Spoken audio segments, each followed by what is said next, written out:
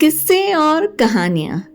जितनी जिंदगी है इस दुनिया में उतने किरदार हैं और इन किरदारों के कई किस्से और कहानियाँ। तो मैं हूँ जिंदगी। साधारण नहीं, डिजाइनर जिंदगी। कुछ नया होगा तभी तो जीने का मजा आएगा ना, और कहानी किस्से सुनने का भी मजा आएगा। मैं शेयर करती हूँ कुछ खास जिंदगी की कहानियाँ जिन्हें रीडिजाइन करके कैसे खूबसूरती पहनाई गई। ऐसा करते हैं, सुनते हैं ना। चलिए, एक खूबसूरत जिंदगी की कहानी, मेरी जुबानी। तो आज मैं हूँ उर्वी की जिंदगी, मतलब बड़ी खूबसूरत सी प्यारी सी डिजाइनर जिंदगी। चलिए मेरे साथ सुनते हैं। ऊर्जा मतलब मेरी बेटी, उर्वी की बेटी। ऊर्जा के साथ मैंने भी नोटिस किया, पार्थ मतलब मेरे पति स्टेज पर परफॉर्म करते हुए मुझे सहज नहीं लगे। हालांकि सभी लोग उनकी परफॉर्मेंस पर झूम रहे थे। एक के बाद एक गानों की रिक्वेस्ट आए जा रही थी और पार्थ उन रिक्वेस्टेड सॉन्ग को गाए जा रहे थे बिना रुके। ऐसे करीब 2 घंटे हो गए थे। एक बार मैंने फिर गौर से देखा, नहीं, कुछ तो ठीक नहीं था पार्थ की बॉडी लैंग्वेज में। मैंने पार्थ की मैनेजर एशली से इशारे में पूछा। उसने इशारे में वैनिटी रूम में आने को कहा। ये कुछ सेकंड की आंखों की कन्वर्सेशन ना बहुत कुछ कह गई थी। मैं दोनों बच्चों को लेकर एशली के रूम की तरफ भागी। एशली ने कहा, he seems to be very tired and his body and mind is giving up. लेकिन इवेंट पूरी तरह से प्राइवेट था और इस इवेंट की आत्मा पार्थ बने हुए थे। एशली बोली, अगर पार्थ को 10 मिनट का भी ब्रेक मिल जाए ना तो वो फिर से एनर्जेटिक हो जाएगा, वरना अभी तो एनर्जी ड्रेन हो रही है। एशली एकदम से बोली, उर्वी। मैं समझ गई, मेरे पास ना नकुर का कोई ऑप्शन ही नहीं था। मैंने एशली से पूछा, आर यू श्योर? एशली बोली, 100% sure and I know your strength. Parth के चलते गाने में एशली ने एक म्यूजिशियन को कुछ समझाया। अभी पार्थ का गाना एंड हो रहा था कि दूसरी रिक्वेस्ट आ गई, फिर तीसरी। वो सब चल रहा था कि एक स्मूथ मेलोडी कीबोर्ड पर बजने लगी।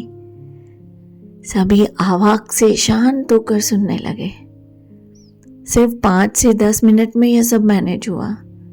मैंने एक मास्क लगाया हुआ था और मेरी उंगलियां कीबोर्ड पर नाचने लगी।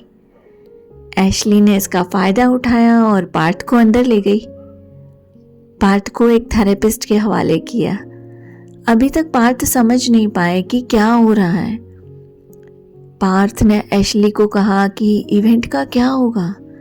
एशली ने सवाल किया, क्या तुम कंटिन्यू कर पाओगे? पार्थ चुप हो गए। वाकई पार्थ बहुत एग्जॉस्टेड थे। नॉन स्टॉप शोज की वजह से अब पूरी तरह से थक चुके थे। एशली ने भरोसा रखने को कहा। अब थेरेपिस्ट ने कमांड अपने हाथों में ली और एशली को जाने को कहा। एशली जब इवेंट हॉल में आई तो मुझे देखकर उसकी आंखें नम हो गई। मैं अपने संगीत में खोई हुई थी और ऑडियंस गाने में। करीब 10 मिनट की रिक्वेस्टेड गानों की एक मेडली के बाद हॉल तालियों से गूंज उठा। ये गड़गड़ाहट जब पार्थ ने सुनी तो उनसे रहा नहीं गया। हॉल में आने की जिद कर रहे थे। उनको पता था कि कोई भी बैकअप सिंगर नहीं था वहाँ।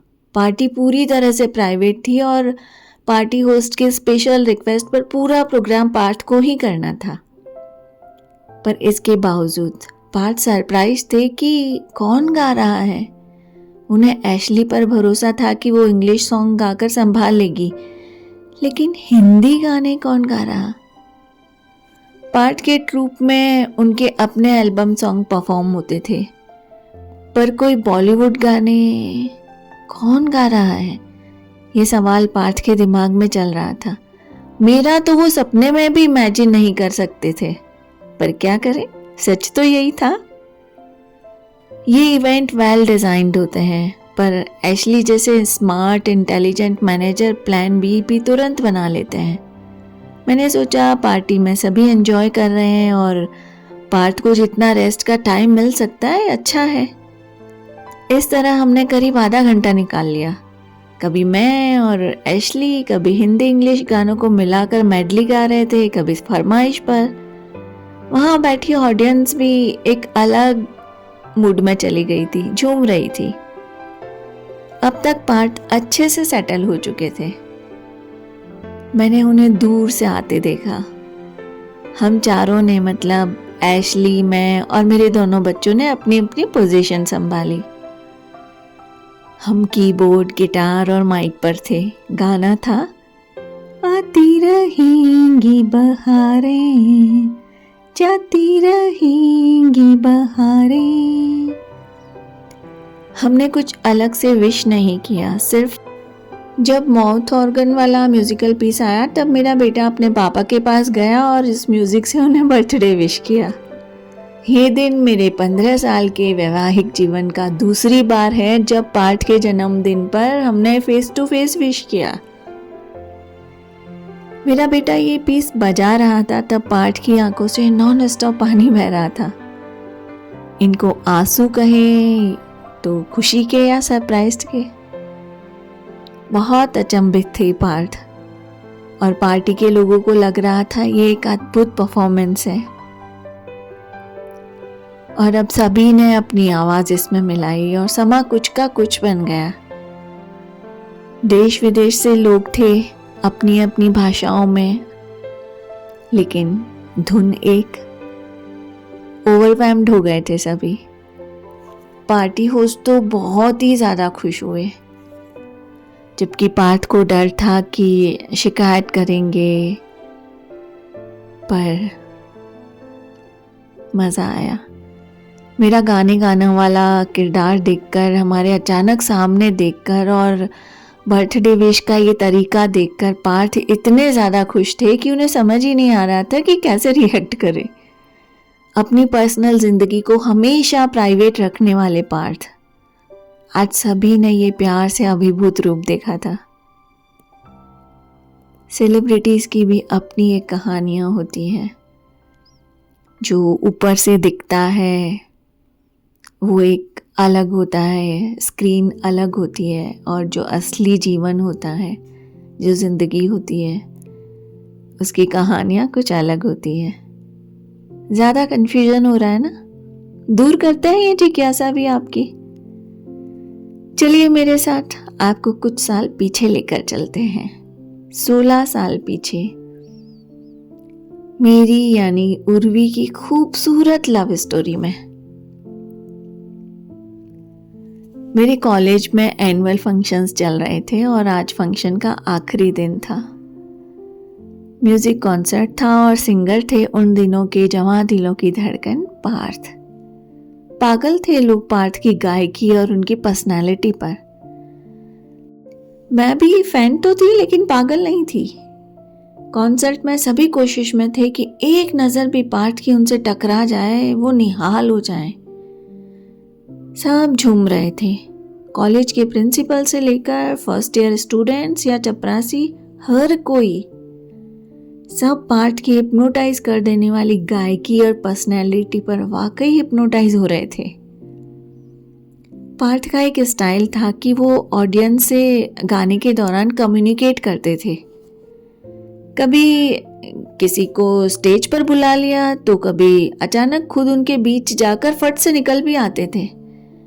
अचंभे की बात यह थी कि इतनी भागम भाग में ऑडियंस के करीब भी चले जाते और गाने को टेक्निकली ऐसा मैनेज करते कि गाना बिल्कुल स्मूथ अपने फ्लो में चलता जाता।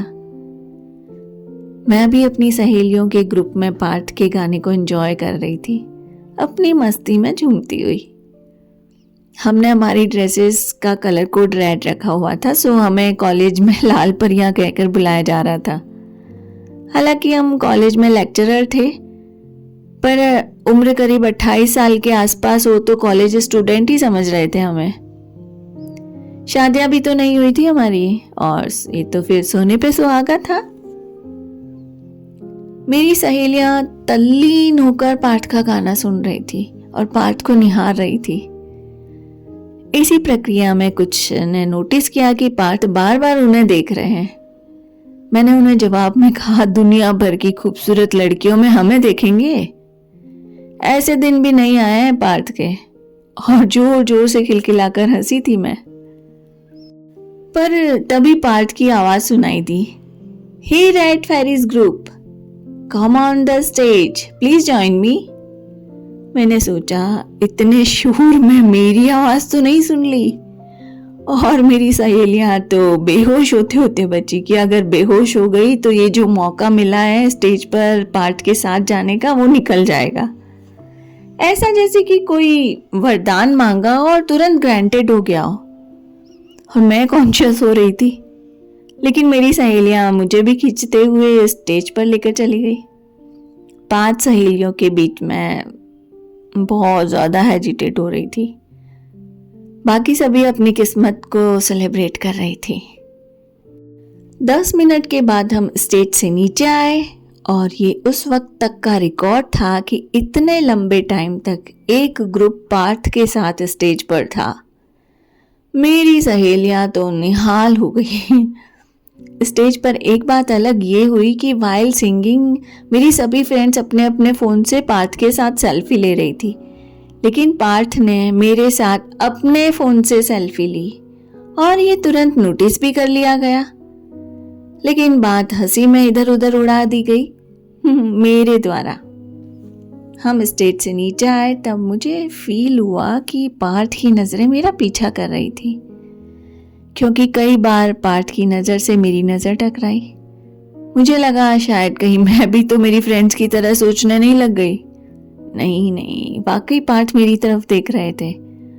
और तभी एक गाना आया, पहली नज़र में कैसा जादू कर दिया, तेरा बन बैठा मेरा जिया। हालांकि पार्थ सिर्फ अपने एल्बम सॉन्ग गा रहे थे, उसी के बीच में एक बॉलीवुड सॉन्ग। यह आज के प्रोग्राम का आखिरी गाना था और जितनी भी लड़कियां थी वो अपने आप को पार्थ के साथ इमेजिन कर रही थी, मेरे जैसे कुछ को छोड़कर। मुझे ये सब पागलपन लगता था और मैं बहुत हंस रही थी सबकी बातें सुन सुन के। लेकिन जब पार्थ ये गाना गा रहे थे, उनकी नज़र सिर्फ मुझ पर थी, या यूँ कहें कि मैं ये गाना खड़ी होके एक लंबी स्माइल के साथ सिंगर की तरफ देख रही थी। अरे कुछ और मत सोचना, कोई गा रहा है तो वही देखेंगे ना। लेकिन पार्थ की आंखें मेरी आंखों में ही देख रही थी। ये भी मुझे बहुत बाद में फील हुआ। उसके पीछे का कारण आगे की कहानी में बताऊंगी। खैर, इवेंट खत्म हुआ और हम जाने को हुए तभी एशली, जो उस वक्त भी पार्थ की मैनेजर थी, मेरे पास आई और मुझसे पूछा कि क्या मैं गाना गाती हूँ। मैंने कहा नहीं। क्यों, क्या हुआ? एशली ने बोला, नहीं बस ऐसे ही, you are very cute by the way, और चली गई। हम फिर से रूटीन में आ गए अपने। कॉलेज में कई दिनों तक खुमारी रही, जिनको भी पार्थ की तरफ से जरा सा भी अटेंशन मिला हो। 2 महीने निकल गए थे, मैं तो ऑलमोस्ट भूल चुकी थी। कॉलेज में एग्जाम्स भी स्टार्ट होने वाले थे, सो थोड़ा बिजी भी चल रहा था रूटीन। उस दिन बहुत टायरिंग डे था, थोड़ा लेट भी हो गया था। मन हो रहा था कि सीधा शावर लेकर सो जाऊंगी। थोड़े मम्मी के भजन सुनने पड़ेंगे, पर आज तो बहुत थक गई थी। खाना बाहर से ऑर्डर कर देंगे और क्या। यही सब प्लान दिमाग में चल रहे थे। क्या है ना, हमारे घर में सभी वर्किंग है, सभी को ड्यूटीज दे रखी है, क्योंकि सब कमाते हैं तो घर का काम भी सभी को बराबर करना पड़ेगा। और शाम का खाना मैं और भाभी मिलकर बनाते हैं, लंच मम्मी, नाश्ता भैया और पापा। लेकिन ये क्या, घर पहुंची तो देखा घर के बाहर 2 लग्जरी कार खड़ी है और हट्टे कट्टे 4 लोग भी मेरे घर के आसपास क्या कर रहे हैं। मन में सवाल चल ही रहे थे। मुझे देखा और नमस्ते किया उन्होंने। मैंने भी हिचकते हुए अभिवादन किया। अंदर गई तो देखा कुछ अलग ही फिल्म चल रही थी, एकदम फिल्मी सीन। मतलब मेरे घर पार्थ बैठे थे अपनी फैमिली के साथ, एशली भी थी। मैं समझ ही नहीं पाई। मैंने खुद को एनालाइज किया तो सामने आया मेरे बिखरे बाल, थकी हुई आंखें, थका चेहरा। अब जो भी है, हालांकि सोचते वक्त मैं उनके सामने ही थी, पर क्या है ना, लड़की हूं, ये सोच आना स्वाभाविक है। मेरे आते ही पार्थ खड़े हो गए और बोले, हाय, सॉरी तुम्हें बगैर बताए तुम्हारे घर आ गए। मैं तो क्या ही बोलती। मैंने कहा, अरे ये तो हमारे लिए बहुत अच्छा वाला सरप्राइज है। फिर पार्थ ने अपनी फैमिली से मिलवाया, मम्मी, पापा, दीदी और जिया जी। मैं बैठ गई। कुछ देर की चुप्पी और मुझे हल्की सी हंसी आ गई। पार्थ की दीदी बोली, आई नो उर्वी, तुम सोच रही होंगी कि हम यहाँ कैसे। एक्चुअली तुम्हारे कॉलेज में जब कॉन्सर्ट था उस दिन पार्थ का कुछ इम्पोर्टेंट चोरी हो गया था, उसी के बारे में बात करने आए थे। मैं भी ना भोली सी सूरत बना के पूछ बैठी, कुछ महंगा था क्या। अब पार्थ के पापा बोले, महंगा नहीं, अनमोल था। 35 का हो गया है पार्थ, अब तक संभाल के रखा था, जाने कैसे खो दिया। और वो जो 5 लाल परियों वाला ग्रुप था ना, उसमें से किसी ने चुराया। वो मुस्कुराकर बोले। मैं भी समझ गई। मैंने भी हंसते हुए बोला, ओ, दिल खो गया है आपका। सभी हंस पड़े। लेकिन कोई क्लू है, मैंने पूछा। पार्थ बोले, आपको गैस करना है और मुझे मेरे दिल के बदले उनका दिल चाहिए और आपकी हेल्प भी चाहिए। मैंने कहा, ओ, अब समझी। मैं भी सोचूं ये तो आज मेरे घर पर आप जो पधारे हैं वो भी फैमिली के साथ, कुछ तो खास है। मैं और मेरे साथ सभी हंसती हैं। वैसे आपको हेल्प की कोई नीड नहीं है, वो चारों आपकी बहुत बड़ी अच्छी वाली फैन है, पागल है आपके पीछे, और शादी भी नहीं हुई है। पार्थ की मम्मी बोली, बेटे वो तो है, लेकिन क्या वो पार्थ के लिए सूटेबल है या नहीं, ये भी तो देखना है ना। मैंने कहा, आंटी वो तो पार्थ अपना दिल जिस पर हार गए हैं, जैसी भी हो काम चलाना पड़ेगा। सभी जोर से हंसती है। कुछ देर पहले मैं जितना कॉन्शियस थी उतनी अभी फ्री, कुछ ही देर में। मैंने कहा, मैं उन चारों को अच्छे से जानती हूँ, चारों बहुत प्यारी है, खूबसूरत है, इंटेलिजेंट भी है और आपके लिए कुछ भी कॉम्प्रोमाइज कर लेगी। मैं जोर से हंसते हुए बोली, पहले तो वो आपके दिल की चोर है कौन, उसका क्लू दीजिए प्लीज। खैर रहने दीजिए, बताए कैसे हेल्प की जाए आपकी। अब तक चुप बैठे पार्थ के जीजाजी ने पूछा, उर्वी, आप और आपके दोस्तों ने शादी नहीं की, इसका कोई कारण या सर्च चल रही है। मैंने कहा, मेरे दोस्तों के पार्टनर्स की तलाश जारी है और आप बस बता दें कि वो कौन है तो अभी की अभी तलाश रुकवा देते हैं। और रही मेरी बात, तो मेरे परिवार ने आपको बता दिया होगा कि जैसा मुझे चाहिए वैसा मुझे मिलना नहीं है, तो मैं खुद के साथ बहुत खुश। पार्थ बोले, क्या उम्मीद है आपकी अपने पार्टनर से, हो सकता है हमारे आसपास कोई हो। मैंने कहा, अरे आप मेरी छोड़िए ना, आपका मसला हल करते हैं। पार्थ बोले, बताइए ना, मैं भी यही सोचता हूँ कि मुझे जैसा लाइफ पार्टनर चाहिए मुझे शायद ही मिलेगा, पर मुझे प्यार हो गया है पहली नज़र में, और इसमें अगर कुछ मुझे कॉम्प्रोमाइज करना पड़ा तो भी करूँगा, अगर वाजिब हुआ तो। ऐसे हो सकता है आपको भी। अब मेरे पास कोई जवाब नहीं था। मैंने कहा, लेट्स सी। पार्थ बोले, आपने बताया नहीं आपकी उम्मीदें।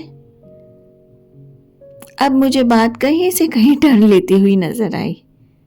मैं बगैर कोई भूमिका बांधे बताने लगी कि एक आम लड़की की तरह जो बेसिक्स होते हैं वो ठीक है, लेकिन मुझे जिंदगी कॉम्प्रोमाइज नहीं करनी। बैलेंस होना चाहिए दो परिवार में। शादी सिर्फ दो लोगों की नहीं होती है, दो परिवारों की भी होती है ना।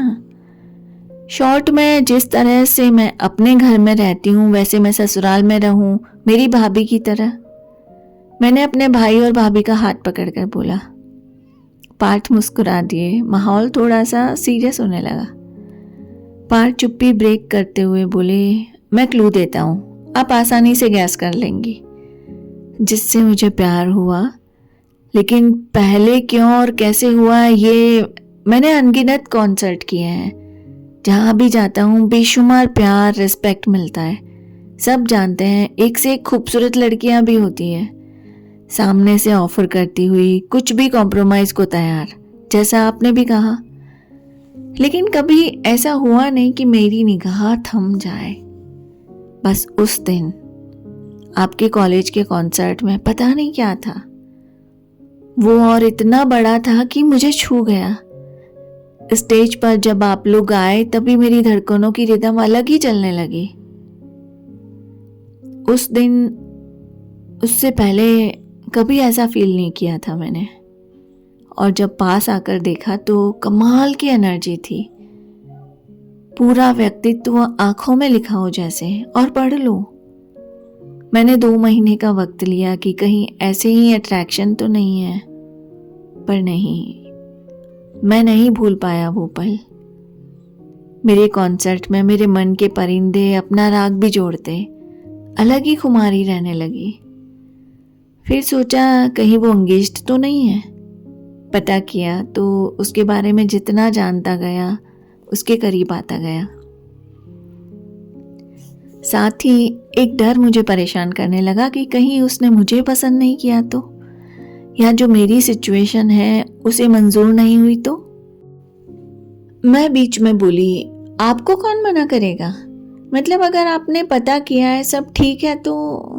पार्थ बोली, मैं सब कुछ दे सकता हूँ, प्यार, पैसा, सम्मान, परिवार, लेकिन वक्त मेरा अपना नहीं है। वो मेरा मतलब काम के अलावा मेरा वक्त मेरे परिवार का ही है। चाहे पूरे दिन से 10 मिनट है तो वो भी मेरे परिवार का है।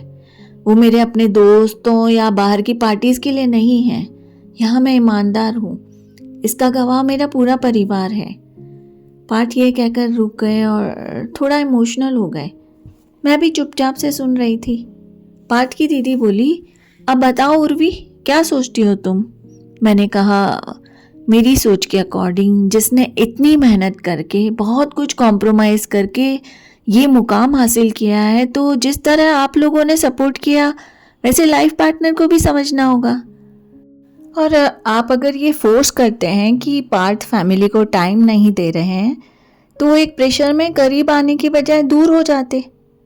वो अगर काम कर रहे हैं तो सुविधाएं भी, या यूं कहें कि लग्जरी भी तो दे रहे हैं। हाँ, अगर टाइम मिला और वो परिवार को ना देकर कहीं बाहर स्पेंड करें तो बिल्कुल अलग बात हो जाती है, पर यहाँ तो ईमानदारी है। पार्थ के पापा बोले, अच्छा बताओ, तुम सभी सहेलियों में से ये क्वालिटी किस में है। ये तो मैंने कभी सोचा ही नहीं, मैंने जवाब दिया। मैंने सिर्फ मेरी सोच बताई, मैंने माहौल को हल्का करने के लिए थोड़ी मस्ती की। अच्छा ये तो बताइए मेरे होने वाले जीजाजी, मेरी कौन सी बहन को अपने दिल में छुपाए हुए हैं। अब पार्थ ब्लश करने लगे और ये साफ नजर आ रहा था। पार्थ बोले, वही जिसका पीछा मेरी नजरें कर रही थी, कई बार टकराई भी। मैं अब सक पका गई। पार्थ आगे बोले, सब मेरे साथ सेल्फी लेते हैं, पर पहली बार मैंने उसके साथ सबके सामने सेल्फी ली जिसके लिए मैंने वो गाना गाया, जो उस दिन रेड ड्रेस में परी लग रही थी और आज दिन भर की थकी हुई, बिखरे बाल, एक कप कॉफ़ी की आस लगाती हुई इतनी क्यूट लग रही है। पार्थ बोले, अगर वो मुझे अपने लायक समझे, मेरे परिवार को अपना और अपने परिवार को मेरा बना दे तो। हाँ, अब मैं गुलाबी हो चुकी थी। वो मेरा चेहरा मुझे फील होने लगा था। अब तक मुझे सिर्फ ऐसे ही फील हो रहा था कि ये मेरा भ्रम है, पर अब तो इजहार हो गया था। मैं और शर्मा भी सकती थी। मतलब कोई लड़का मुझे मेरे और अपने परिवार के सामने प्रपोज कर रहा है। और मैं शाय फील कर रही हूँ। आवाज़ तो मेरी गले में ही अटक गई। मैं नज़रें नीची करके भागने की फिराक में थी ताकि मेरी सांसें तो नॉर्मल हो जाए। तभी मेरे फ़ोन की घंटी बजी। मैंने देखा अनुश्री का फ़ोन था, मेरी सहेली। मैं इन सब को तो भूल ही गई थी। मुझे उसकी बर्थडे पार्टी में जाना था। तभी पार्थ बोले, और वो आपकी बहन नहीं है उर्वी, वो आपके भाई की बहन है। फ़ोन बार बार बजने लगा। पार्थ की मम्मा बोली, फ़ोन ले लो बेटा, हो सकता है कोई ज़रूरी बात हो। मैंने फ़ोन भाभी को दिया। भाभी ने अनुश्री को धीरे से इतना बोला, तुम चारों तुरंत मेरे घर पहुंचो, अर्जेंट। भाभी ने बगैर जवाब सुने फ़ोन कट कर दिया। अब दीदी बोली, मतलब पार्थ की दीदी, उर्वी तुम्हें तुरंत जवाब देने की ज़रूरत नहीं है, तुम अच्छे से सोच लो, फैमिली से बात कर लो, पार्थ को और जान लो। मैंने मम्मी के सामने देखा, फिर भाई को। वो बस लाड से मुस्कुरा रहे थे। मैंने गहरी सांस ली, कई बार खुद को थोड़ा सहज किया। फिर अचानक मैं बोली, अगर मैं जॉब ना करूँ तो पॉकेट मनी मिलेगी मुझे? सभी हंस पड़े मेरी इस बात पर। पार्थ भी हंसते हुए बोले, जितनी चाहे उतनी मिलेगी, उससे भी ज़्यादा। मैंने कहा, क्या मेरे किसी अपने को मेरी ज़रूरत हो तो मैं तुरंत उसके पास जा सकती हूँ? अब पार्थ मेरे पास आए और घुटने के बल बैठकर बोले, उर्वी, ये तुम मेरे जीजाजी से पूछ सकती हो, पर मेरी भी एक शर्त है, और वो है, इस घर में मेरा भी एक कमरा होगा, मतलब हमारा। मैं भी यहाँ आकर जब मन करेगा भाभी और मम्मा के हाथ का बना खाना खा सकता हूँ ना। मस्ती भरा माहौल इमोशनल हो गया था, और इमोशनल माहौल को चेंज करते हुए मैंने बोला, मैं आपके वक्त को 100% आपके हवाले करूँगी। आपको एहसान मानना पड़ेगा मेरा, और कभी मेरे हाथ का बना खाना भी खाना पड़ सकता है। सभी हंस दिए। पार्थ को उस वक्त विश्वास नहीं हो रहा था कि मैंने बातों बातों में हाँ कर दी है, और मेरे मम्मी पापा को भी। वो फिर से सीरियस होकर मम्मी पापा से बोले, क्या आप मुझे स्वीकार करेंगे? पापा ने गले लगा लिया था पार्थ को। ये सब इमोशनल सीन चल रहा था, तभी भागी भागी मेरी चारों सहेलियां घर में घुसी। भाभी उन्हें गेट पर ही मिल गई थी और चारों एक साथ बोली, सब ठीक है ना, क्या हुआ उर्वी को? मिताली बोली, उसको कहा था इतना काम नहीं करे, इतनी डेलिकेट है, ऊपर से काम भी उसको परफेक्ट चाहिए। भाभी बोली, सांस ले लो, अंदर जाने पर और जरूरत पड़ेगी सांसों की। उन चारों ने भाभी को वहीं खड़ा छोड़ अंदर की ओर भागी। अंदर जब उसने सब देखा तो उनके भाव थे कि इमेजिन कर सकते हैं ना। उसमें विधि सबके सामने बोली, अरे उर्वी तो ऐसे ही इस हालत में, मतलब तूने फेस भी वॉश नहीं किया था, मतलब बाल तो बना लेती। अनुश्री माहौल को समझने की कोशिश करने लगी, और तभी मिताली बोली, वाओ, ये तो अनु के लिए सरप्राइज गिफ्ट है। अनु बोली, अरे रुक, चल क्या रहा है यहाँ पे? ये चारों आपस में और खुद से ही बातें किए जा रही थी, बाकी सब उन्हें देखकर हंस रहे थे। मैं चुपचाप सोच रही थी कि ये लड़कियां अब मेरा क्या हश्र करेगी जब उन्हें ये पता चलेगा। मैंने पार्थ को देखा, ये आंखें, मतलब आंखों की भाषा में बात करने का सिलसिला यहीं से स्टार्ट हुआ था हमारा। अब आई एशली सामने। वो बोली, अनुश्री को देखते हुए बोली, तुम सही समझ रही हो। अब अनु जोर से हम चारों को एड्रेस करते हुए बोली, देखा, मैंने कहा था ना, ये लड़की ना ना करते खजाना लूट ले जाएगी। और मुझे तो लग गया था उस दिन, पार्थ को उर्वी पसंद आ गई है, लेकिन हमें उर्वी पर भरोसा नहीं था। शीतल अनु की बात काटते हुए बोली, मैंने भी देखा था उर्वी का वो शर्माना जब पार्थ उसके सामने देखकर गाना गा रहे थे। अरे अरे, अब सब पिक्चर साफ हो गई। विधि बोली, चलो पार्थ आए तो हमारे घर ही ना। मिताली बोली, अच्छा हुआ पार्थ उर्वी को मिला, वरना हम में से किसी को मिला होता तो हम एक दूसरे का मर्डर कर देते। और जो उस दिन हंसी की बारिश हुई ना, जबड़े दुख गए। पार्थ के साथ मेरा रिश्ता पक्का हो गया था उस दिन। अगले दिन पार्थ अपने कॉन्सर्ट के लिए निकल गए और मैं अपनी इस अचानक खुली खिड़कियों से सपनों में झांकने लगी। अच्छा हुआ अगले 2 दिन कॉलेज की छुट्टी थी। अब तक सपना लग रहा सब कुछ हकीकत में बदल रहा था। खुद को भी विश्वास नहीं हुआ कि ये सच्चाई ही है। शादी को हवा में उड़ा देने वाली अब शादी करने वाली थी। 2 दिन बाद जब कॉलेज पहुंची तो एंटर होते ही लग गया था कि कहानी वायरल हो गई है। ये था एक सेलिब्रिटी के साथ रिश्ते का पहला एक्सपीरियंस। लगा था इतना आसान नहीं है अब पहले की तरह बिंदास रहना। एक बार तो आ गया माइंड में कि कॉलेज छोड़ देती हूँ। फिर सोचा कि ये तो ताउम्र चलने वाला है और ये पहला पार्ट है, फिर से पढ़ाई शुरू। उर्वी बेटा, ये वाली मुश्किल है पर नामुमकिन नहीं है। खुद से सीखना है, अनुभव के साथ सीखना पड़ेगा। जिंदगी तो बिंदास ही जीनी है मुझे, कंट्रोल में तो नहीं जी सकती। वक्त लगा पर कुछ दिनों में सब नॉर्मल हो गया। जब सभी को विश्वास हो गया कि पार्थ के साथ मेरी सगाई के बाद मैं भी पहले वाली उर्वी ही हूं, तो सभी मेरे साथ पहले जैसे हो गए थे।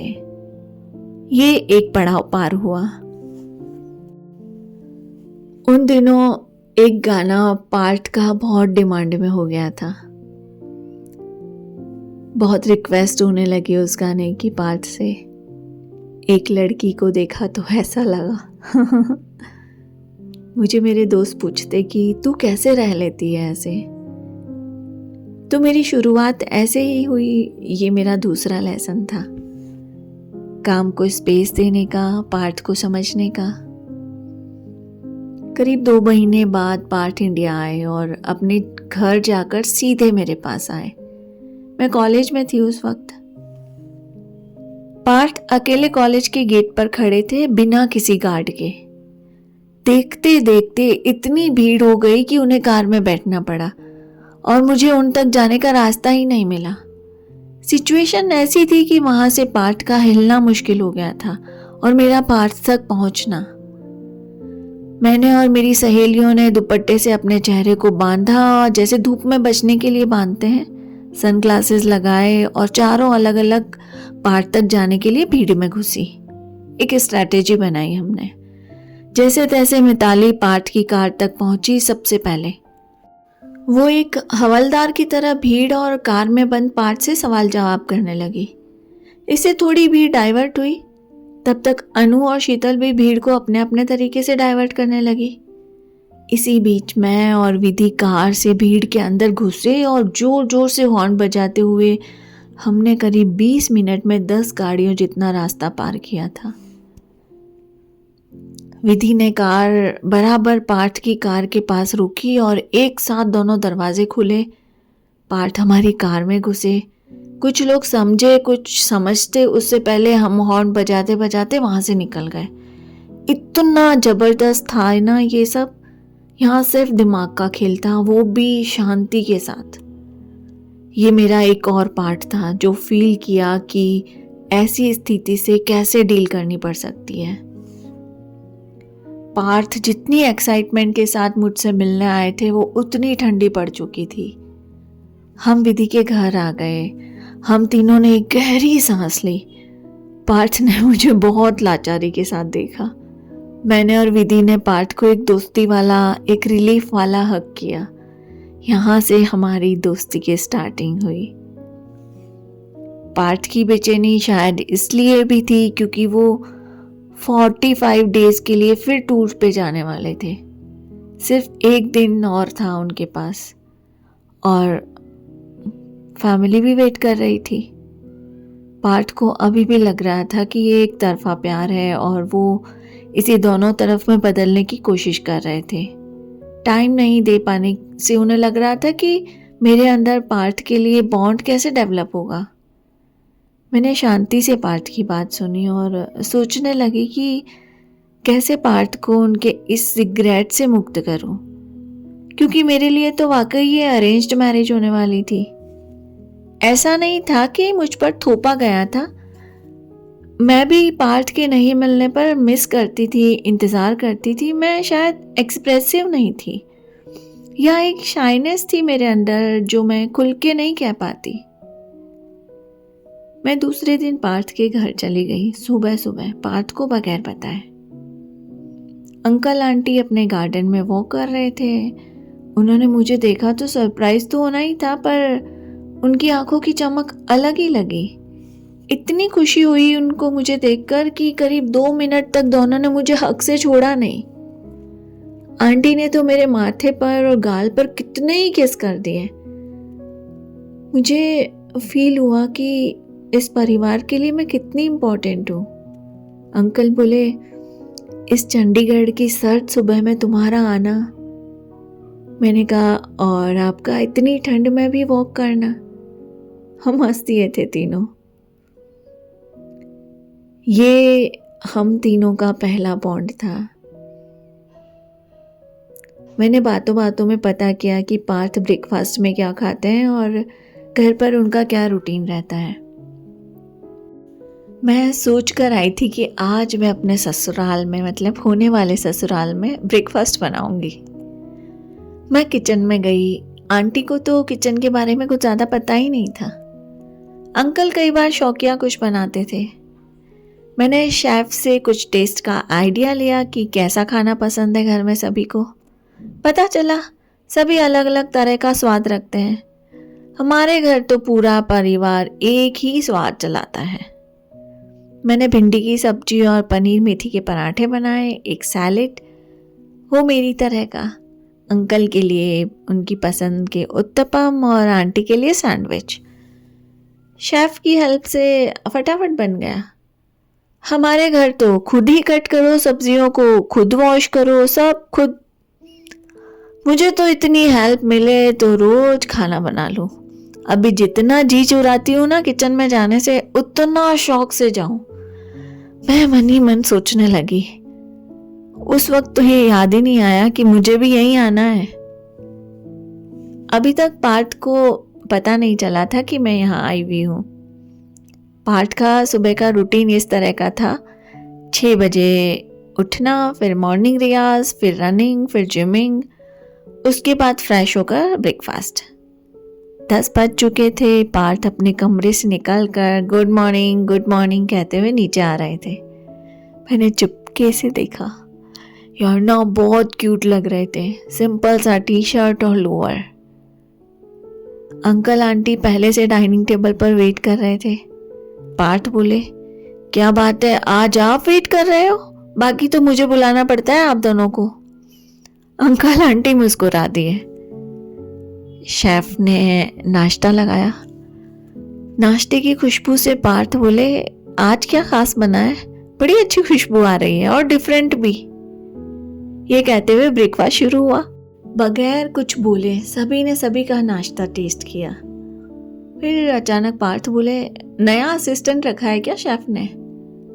भिंडी तो ऐसी मैंने आज तक नहीं खाई, पराठा भी कमाल का, और ये सैलेड खाकर ना कोई बोर ही ना हो।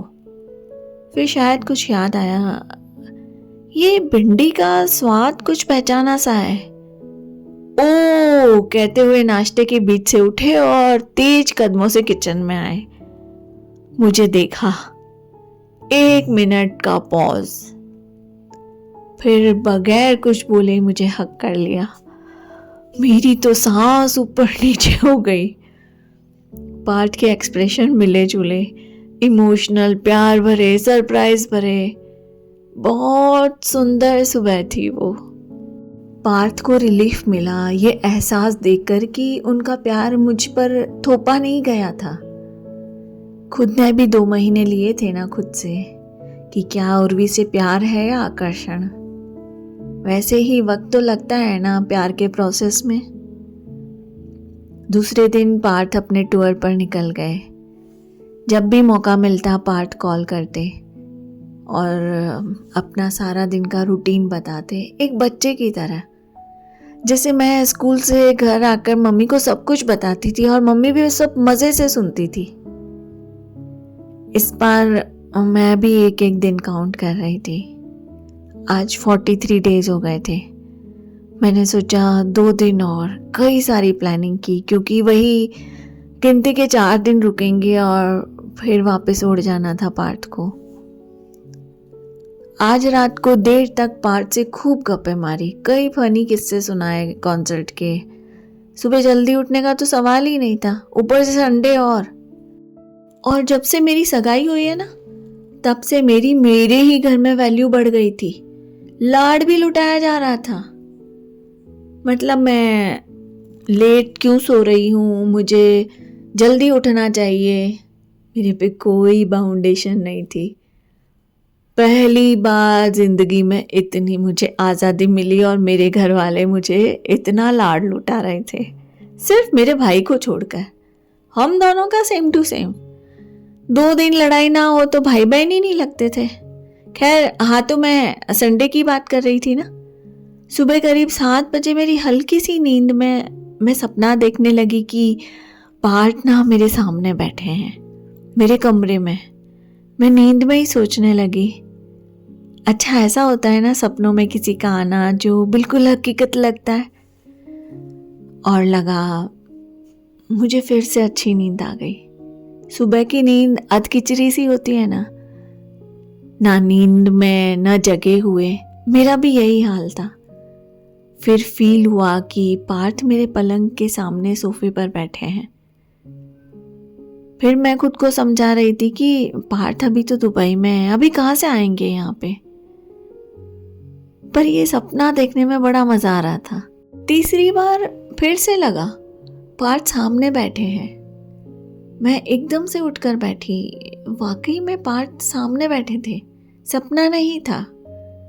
पार्थ गुड मॉर्निंग विश के साथ बोले, Urvi, can't live without you. मैं कंसंट्रेट नहीं कर पा रहा। या तो तुम मुझसे जल्दी शादी कर लो, नहीं तो शादी से पहले जितने भी टूर्स हैं तुम मेरे साथ चलो, ताकि तुमसे मिलने के लिए, तुम्हें ऐसे सामने देखने के लिए मैं काम छोड़कर भागकर आने का मन ना करे। मुझे तो ये सपना लग रहा था। ये क्या हो रहा था? इतनी प्यारी होती है क्या लव स्टोरीज? मेरे साथ भी। मुझे विश्वास ही नहीं हो रहा था। मैं सोचने लगी, मतलब मैं होश में हूं या नहीं हूं, मुझे ये भी होश नहीं था। पार्थ समझ गए कि मुझे अभी विश्वास नहीं हो रहा है कि वो मेरे सामने है। क्या मज़ेदार सरप्राइज खेल रहे थे ना हम दोनों एक दूसरे से।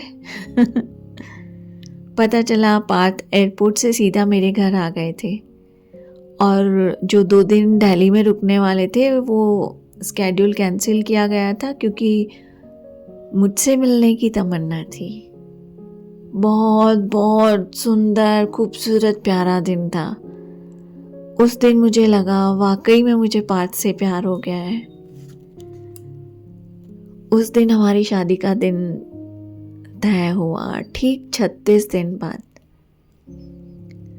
मैंने जब मेरे दोस्तों को ये किस्सा बताया तो बोली, यार कभी तो उनके सामने कॉलेज से आई वैसी हालत में मिली, कभी सुबह सुबह नींद से जागते ही।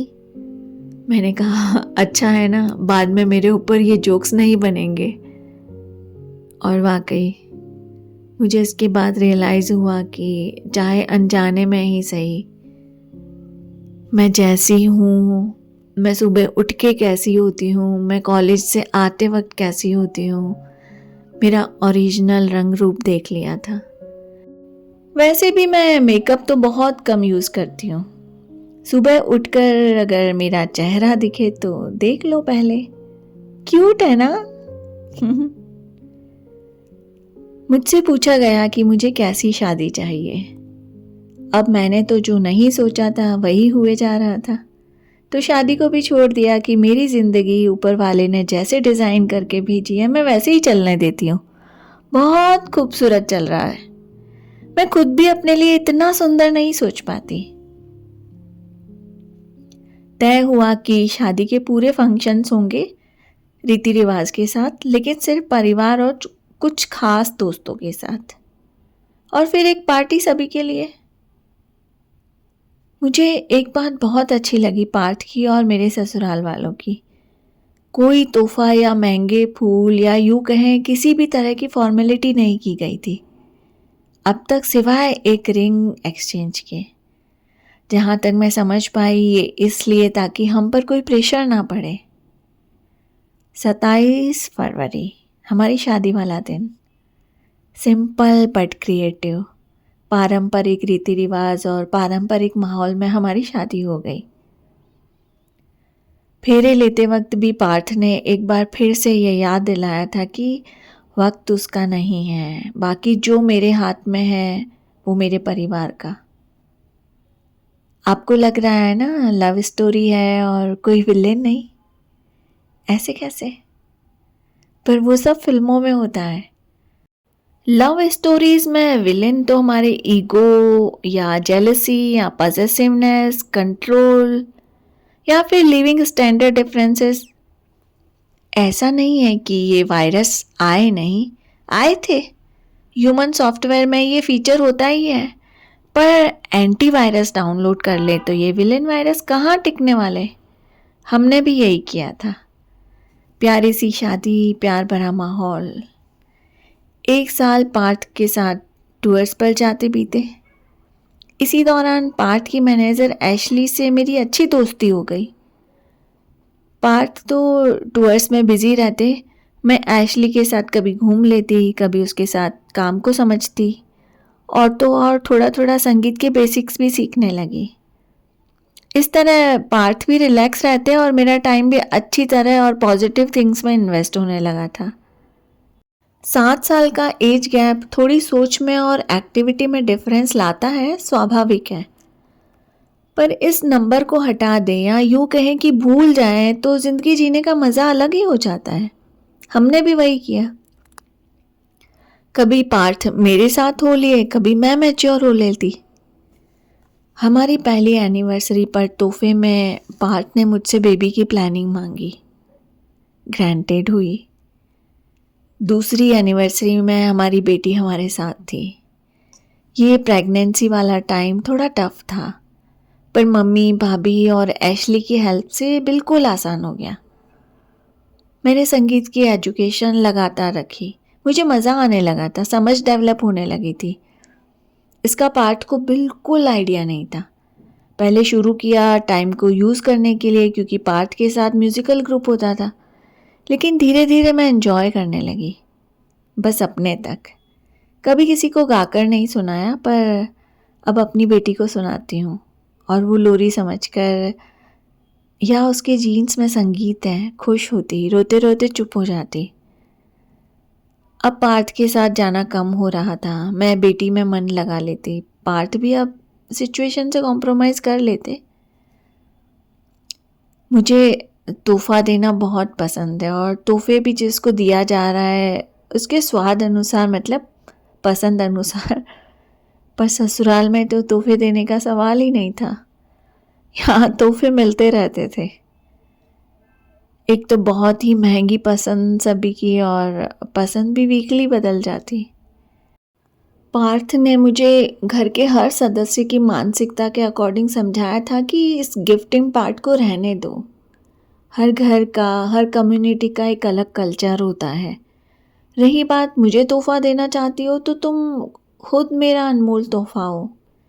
इससे अच्छा तोहफा तुम मुझे दे नहीं सकती, और तुम्हारे बराबर का तुमने मुझे बेटी दी है, एक बच्चा और कहते हुए हंस दिए थे हम। उसके बाद से इस गिफ्टिंग फॉर्मेलिटी से भी मैं आज़ाद थी। हाँ, मुझे तोहफे मिलते रहते थे। 5वीं एनिवर्सरी से 1 महीने पहले हमारे बेटे ने जन्म लिया, और फिर तो जैसे होता आया है वही हुआ। मैं बच्चों में बिजी और पार्थ अपने काम में, रूटीन वही। अब पार्थ को अगर एक दिन का भी टाइम मिलता तो वो आ जाते, चाहे सुबह आए शाम को निकल जाएंगे, लेकिन हर कोशिश करते बच्चों के साथ रहने की। मेरी भी कोशिश रहती जितना हो सके बच्चों को पार्थ से कनेक्ट रखूं। मेरी बेटी ऊर्जा और आप दोनों बड़े हो रहे थे एक अच्छे माहौल में। ग्रैंड पेरेंट्स मतलब दादा दादी नाना नानी दोनों का भी प्यार मिल रहा था, वैल्यूज़ भी। दोनों साइड के कज़न से डिफरेंट कल्चर भी मिल रहे थे। अब यहाँ मेरा रोल ये था कि हर कल्चर की इम्पोर्टेंस बच्चों को समझाना, उनके प्रॉज एंड कॉन्स को बताना। खैर ये भी हर फीमेल की कहानी है। ऊर्जा 6 साल की और अब आप 3 साल का हो गया था। पार्थ के साथ अब हम बच्चों की छुट्टियों के अकॉर्डिंग जाते। अब मुझे घर पर फ्री टाइम मिलने लगा था क्योंकि आप भी स्कूल जाने लगा था। कुछ ऐसा करना था कि 2 घंटे में हो जाए और रूटीन ज़िंदगी भी डिस्टर्ब ना हो। अब टाइम था तो अपने टाइम को सही जगह इन्वेस्ट करना था ताकि मन तन घर सब शांत रहे और मैनेज रहे। मेरी भाभी सोचती कि उर्वी की ज़िंदगी कितनी खुशनुमा है, इतनी हेल्प है घर में, कोई काम नहीं, ना किचन के पंगे ना घर मैनेज करने के। और मैं सोचती भाभी कितनी लकी है ना, दिन भर अपनों से घिरी रहती है। इसलिए ना बैलेंस ज़रूरी है, ना इतना फ्री टाइम मिले ना इतना व्यस्त कि खुद को भूल जाओ। इसलिए घर पर मैं अपना और अपने बच्चों का खाना भी खुद बनाती। वो कहते हैं ना, खाने में जो मन घोल कर डालते हैं ना वो स्वाद शायद पता ना चले पर तासीर बहुत अच्छी होती है उस खाने की। बच्चों के स्कूल से आने के बाद मेरी पूरी कोशिश बच्चों के साथ रहने की थी। उनकी कोई ट्यूशन नहीं रखी थी, मैं खुद ही देखती थी। इस तरह वक्त और ज़िंदगी को बगैर किसी की शिकायत के या यूँ कहें कि सिंपल सी चल रही थी, बगैर शाइन के। बस इसे खूबसूरत बनाने का मन था, मज़ेदार, कुछ इंटरेस्टिंग। कई एक्टिविटीज़ ट्राई की। सुकून मिला सिर्फ म्यूज़िक सीखने में। वापस कंटिन्यू किया। बच्चों की भी संगीत शिक्षा पाठ के गुरुजी से ही शुरू की। पहले तो यही सोचा कि इंटरेस्ट होगा तो आगे कंटिन्यू, नहीं तो कोई ज़बरदस्ती नहीं है बच्चों से। बच्चों के लिए पार्थ का कहना था कि जैसे पार्थ के मन में संगीत के लिए रुचि अपने आप जागी थी, अगर बच्चों में होगी तो अपने आप आ जाएगी, पुश नहीं करना है। ऊर्जा को मज़ा आने लगा। आपको मैं साथ ले जाती थी ऊर्जा के साथ क्लास में। पहले हम माँ बेटे उनको देखते सुनते, पर आपको भी अभी से मज़ा आने लगा और वो सुन के भी सीखने लगा। ऐसे करते करते हम तीनों अपने अपने तरीके से संगीत सीख रहे थे। कोई हार्ड एंड फास्ट नियम नहीं, कोई प्रेशर कि कहीं बच्चे संगीत से लगाव ना खो बैठे। पार्थ को बिल्कुल भनक नहीं थी, ना उन्होंने हमसे पूछा ना हमने बताया। ये एक एक्टिविटी के तौर पर था तो ज़रूरी भी नहीं लगा और उनके पास इतना टाइम भी नहीं होता था। सच बताऊं तो मैं मेरा नहीं पता चलने देना चाहती थी। कारण या उसके पीछे कोई लॉजिक नहीं था, बस यूं ही। मेरा भी कोई लक्ष्य तो नहीं था म्यूज़िक को लेकर। मेरा मतलब मुझे किसी के सामने गाने का शौक़ नहीं था। मैं बस स्वांतः सुखाय के लिए। और पार्थ के लिए संगीत पूजा है, शिद्दत है, उसका सब कुछ है। और मैं सिर्फ एक एक्टिविटी के तौर पर सीखा हुआ उनके सामने कभी भी नहीं परोस सकती थी। बस यही सब था। ऐसा नहीं था कि बच्चों की एक्टिविटीज़ में सिर्फ संगीत था, जो भी स्कूल में होता वो पार्टिसिपेट करते। एशली मुझे अच्छे से गाइड करती, हम दोनों जैमिंग करते। एशली की मेंटरिंग से मुझे टेक्निकल बारीकियां पता चलने लगी। पार्थ की कोशिश रहती कि वो ख़ास दिनों को साथ में सेलिब्रेट करें। धीरे धीरे सिर्फ बच्चों के बर्थडेज तक रह गया, वो मिस नहीं करते थे। हमारी एनिवर्सरी या हम दोनों के बर्थडे सब मैसेज या कॉल पर विश होते। इवन पार्थ का बर्थडे तो शादी के बाद पहले साल जो एक बार सेलिब्रेट किया, उसके बाद तो कभी मनाया ही नहीं। पार्थ कभी साथ नहीं होते, हमेशा टूर्स पर रहते। शिकायत का तो सवाल ही नहीं था। पर एक गैप लगने लगा था हमारे बीच में। अब हम रमने लगे थे अपने अपने रूटीन में, या यूँ कहें कि मुझे भी आदत हो गई थी इसी तरह रहने की। या सच कहूँ तो मैं भी एक इंडियन हाउसवाइफ बन गई थी। ज़िंदगी के इस मुकाम की वजह से ही शादी नहीं करना चाहती थी। मैं भी अपने आसपास के वातावरण को अपनाने लगी थी, खुद से खुश रहने के तरीके अपनाना। मुझे नहीं लड़ना था पार्थ के मेरे लिए कम होते प्यार के लिए। मैं ये सोचती थी कि मेरे पास तो बच्चे हैं, मेरे भाई भाभी हैं, मम्मी पापा हैं।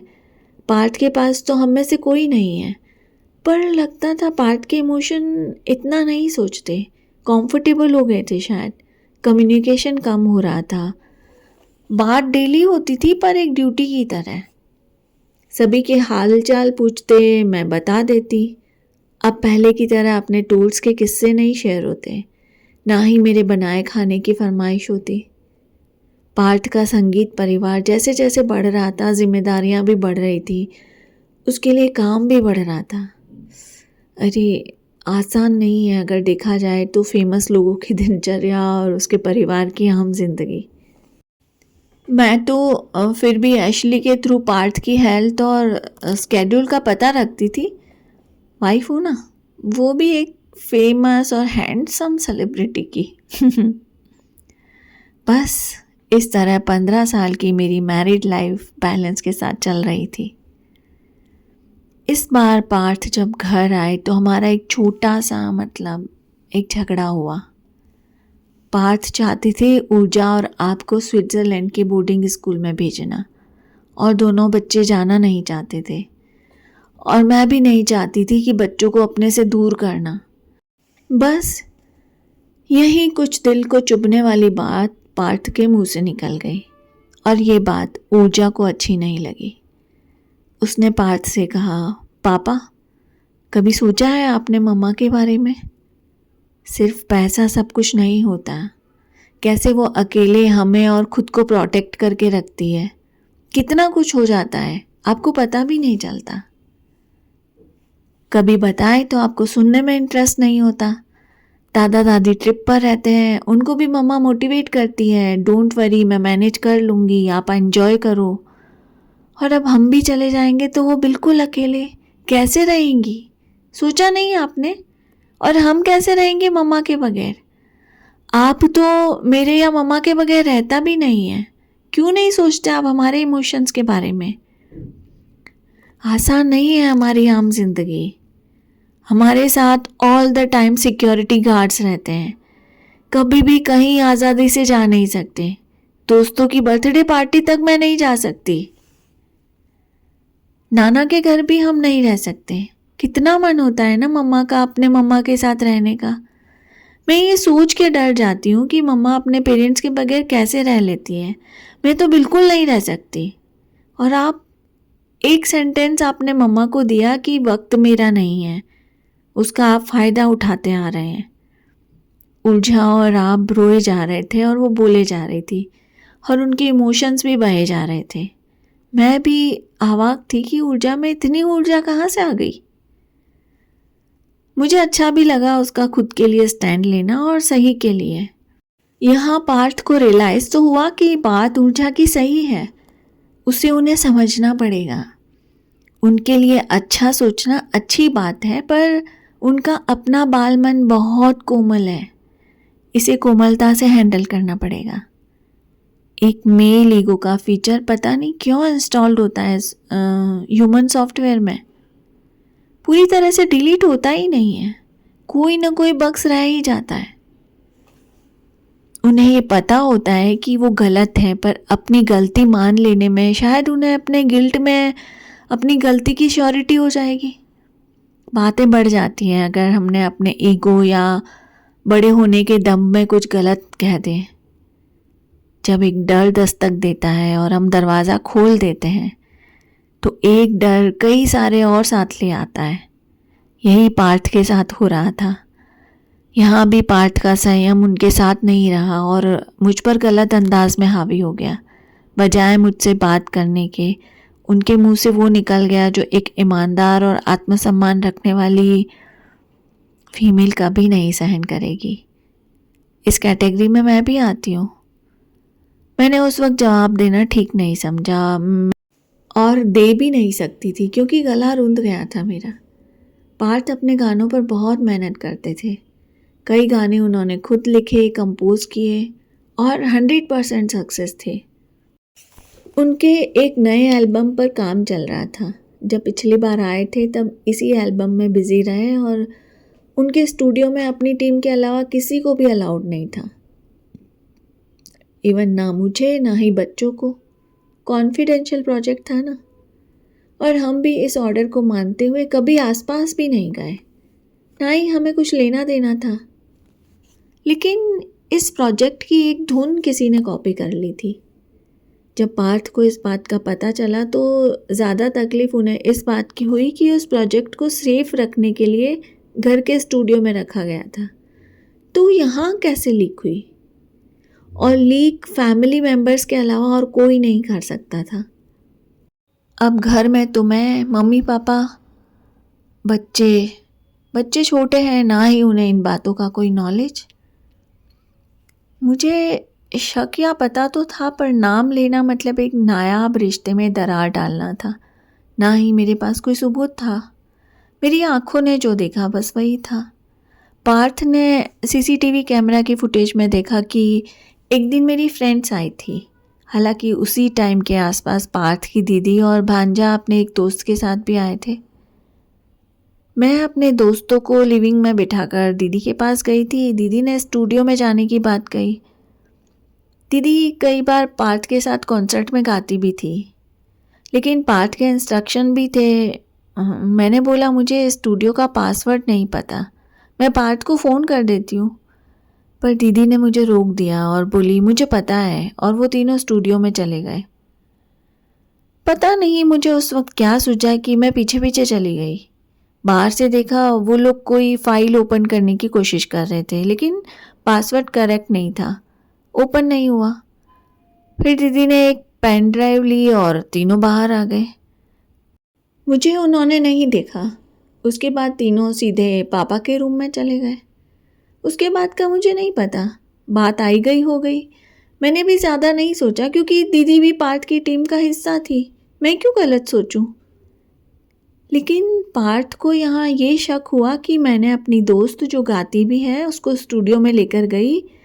उन्होंने कोई धुन वहाँ से उठा ली, वहाँ से धुन कहीं और ट्रेवल कर गई। ये इल्ज़ाम मुझसे सहन नहीं हो रहा था। मुझे ये लगा कि उन्होंने दीदी को नोटिस नहीं किया, मुझे नोटिस कर लिया। मैंने किया होगा ये सब। हालांकि मैं समझ सकती हूँ मनस्थिति, जितना पार्थ को जानती हूँ शायद मुझे प्रोवोक करने के लिए ये इल्ज़ाम मुझ पर लगा रहे थे। पर वही, हम में इतना गैप कैसे आ गया? हमारी दोस्ती ख़त्म हो गई। मेरी और पार्थ की दोस्ती कहाँ चली गई? अच्छा हुआ ये सीन होने से पहले बच्चे अपने कमरे में जा चुके थे। मैंने पार्थ से उसके बाद में कोई बात नहीं की, ना अपनी सफाई दी। 2 दिन तक घर में बिल्कुल शांति बनी रही। ना बच्चों ने ज़्यादा कुछ बात की, ना ही पार्थ ने। पार्थ की कंपनी से कई कॉल्स आ रहे थे, पर पार्थ ने एक भी अटेंड नहीं किया। ऐसा इससे पहले कभी नहीं हुआ। मैंने हमेशा बात करके बात को ख़त्म करना सही समझा, पर इस बार नहीं। इस बार तो पार्थ को करनी पड़ेगी बात। ये मेरी ईमानदारी पर सवाल था। मुझसे ये घुटन बर्दाश्त नहीं हो रही थी। समझ नहीं आ रहा था कि क्या करूं। मैं पार्थ की बेचैनी और परेशानी भी नोटिस कर रही थी। तीसरे दिन मैं अपने मॉर्निंग रूटीन में लगी हुई थी। संडे था, बच्चों की छुट्टी थी। मैंने देखा पार्थ और बच्चे कहीं जाने की तैयारी में थे। मैंने पूछा नहीं, जानबूझकर किचन में लगी रही। पार्थ थोड़ा ज़ोर से मुझे सुनाने के लिए बोले, चलो बच्चों, आज नाश्ता नाना के घर करेंगे। पार्थ को लगा मैं लपक कर बाहर आ जाऊंगी, पर मैं किचन में ही रही। मुझे वो गाना याद आ गया। जाने कहाँ गई वो दिन, कहती थी तेरी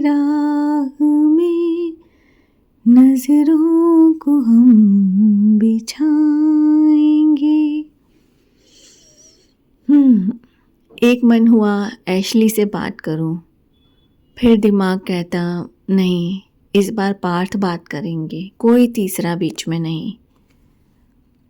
इन तीनों के जाने के बाद मैं किचन से बाहर आ गई।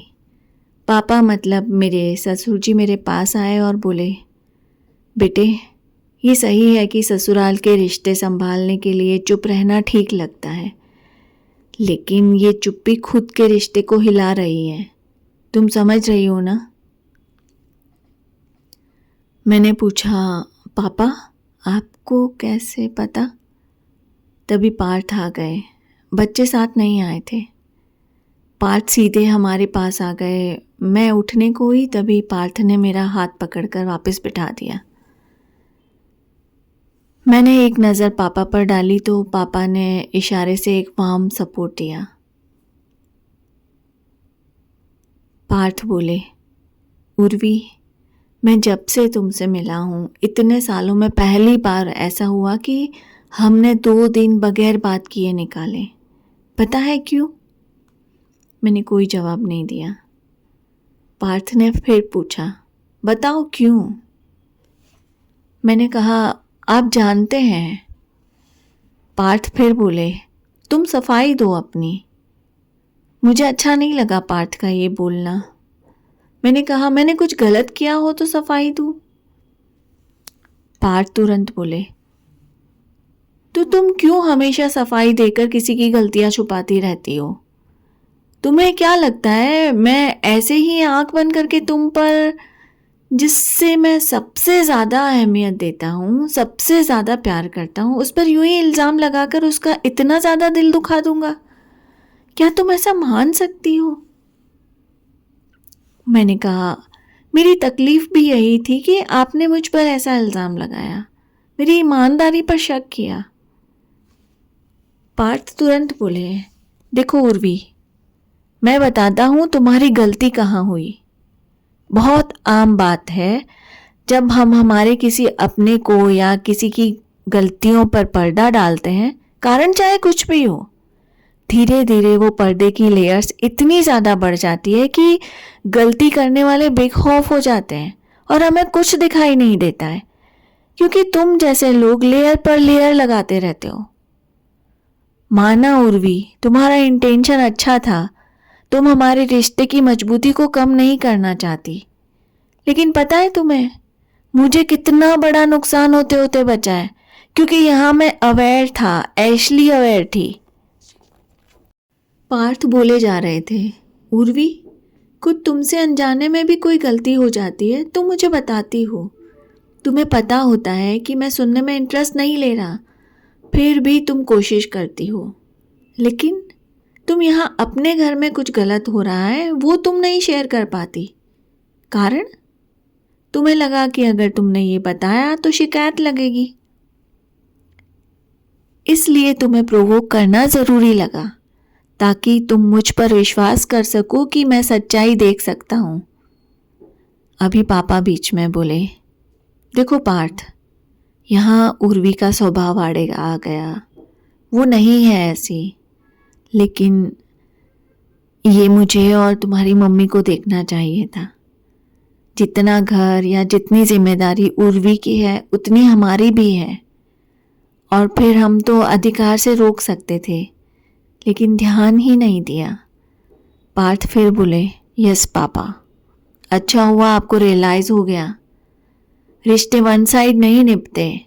मुझे बहुत पहले से पता था कि कुछ गड़बड़ चल रही है। मुझे ये भी पता था कि कौन कर रहा है, फिर मैंने भी वही किया जो आप लोगों ने किया, रिश्तेदारी निभाने का फ़र्ज़। लेकिन अगर मैं पहले कुछ बोलता दीदी के बारे में तो पापा, आप और मम्मी मुझे गलत कह देते और इतने प्यार भरे वातावरण में किरकिरी आ जाती। अब मैंने भी सही समय पर जवाब देना ठीक समझा। मैंने कहा, मैंने भी तो वही किया ना, घर में कुछ बोलती तो मुझे भी इसी बात का डर था। पार्थ बोले, मैं इंतज़ार में था कि पापा या मम्मी में से कोई इस वाक्य को देखे। पापा ने देखा, अब मैं एक्शन ले सकता हूँ। पार्थ आगे बोले, उर्वी, तुम्हें सिर्फ मुझसे बात करनी चाहिए थी मेरे भले के लिए, कोई तरह का हिंट भी। मेरी ये रेपुटेशन का सवाल था, बहुत गलत हो जाता। दीदी मेरे साथ गाती थी, धीरे धीरे उनका कम होता जा रहा था, वो रिलैक्स रहने लगी। हमारे काम में मेहनत रोज़ की चाहिए। दीदी को ये भी लगने लगा कि मेरे बच्चे तो छोटे हैं, सो उनका बेटा ही मेरी कंपनी को आगे टेक ओवर करेगा। दैट्स ओके, हम परिवार हैं, इसका उसका कुछ नहीं है, लेकिन उतना कैपेबल तो बने। गाना ऐसे किसी को गॉड गिफ्टेड नहीं होता है, मेहनत मांगता है, रियाज चाहिए, कई कई घंटों का। आवाज़ गॉड गिफ्टेड होती है, लेकिन उसको तराश चाहिए होती है, वरना लंबा नहीं चल पाते। मुझे भी नहीं समझ आ रहा था कि मैं कैसे सुलझाऊं, पर सुलझ गया।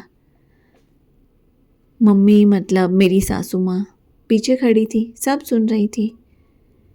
मेरी नज़र उन पर पड़ी तो मैं डर गई। पार्थ की नज़र मुझ पर थी। उन्होंने मेरा हाथ पकड़ लिया, मुझे रिलैक्स किया।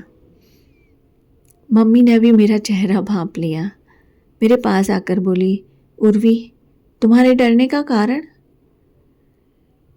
मुझसे कोई जवाब नहीं निकला। वो बोली, सही बात को फेस करने के लिए डरना क्यों, सामने चाहे कोई भी हो। अगर हमारी जगह तुम्हारे अपने मम्मी पापा होते तो? पार्थ बोली, अरे लड़ाई कर लेती उनसे ये। अब मम्मी बोली, मतलब हम सिर्फ कहने के लिए मम्मी पापा हैं, है ना? पार्थ बोले, उर्वी अभी जैसे तुमने बच्चों के लिए अपनी बात रखी, ऊर्जा ने अपनी बात रखी, वैसे ही तुम मेरे लिए भी खड़ी रहो ना, सामने जाए कोई भी हो। तुमने मुझे कई बार बाहर के लोगों से बचाया है, निडर होकर। मैंने कहा, यहाँ अपने थे ना। पार्थ बोले, महाभारत में भी तो ऐसे ही हुआ था ना।